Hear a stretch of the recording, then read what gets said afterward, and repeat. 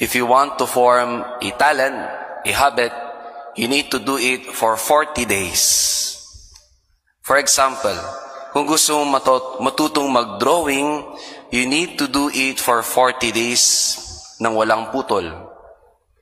Kung gusto mong magluto ng masasarap na pagkain, for 40 days, dapat nagluluto ka sa iyong kusina.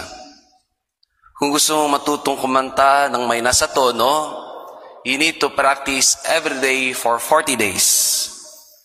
Kung gusto mo naman matutong sa isang talento na ninanais mo, katulad ng pagtugtog ng isang instrumento ng musika, you need to practice for 40 days. Walang putol hanggat ito'y mabuo sa iyong parte ng buhay. Brothers and sisters, for today's gospel reading according to Luke, Jesus was warned by the Pharisees.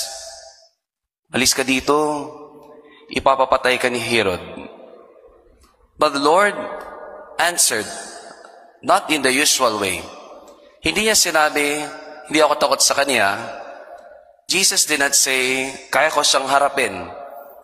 Jesus did not say, magharapan kami at magtuos kami. The Lord answered the question and the warning of the Pharisees.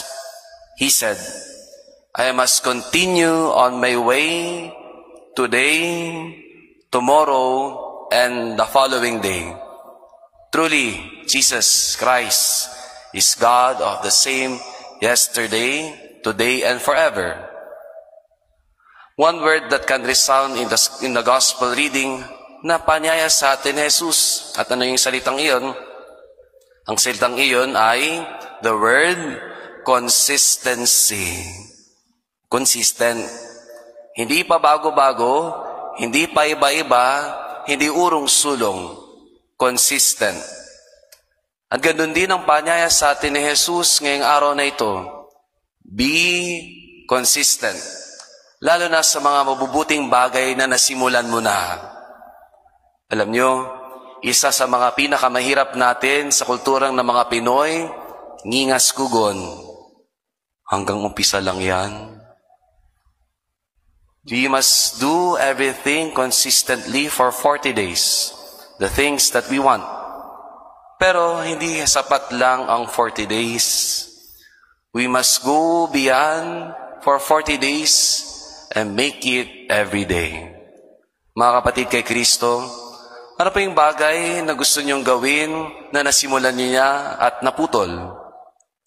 Ano pa yung mga bagay-bagay na gusto niyong mabuo sa inyong pag-uugali na nasimulan niyo na pero mahirap pagpatuloy?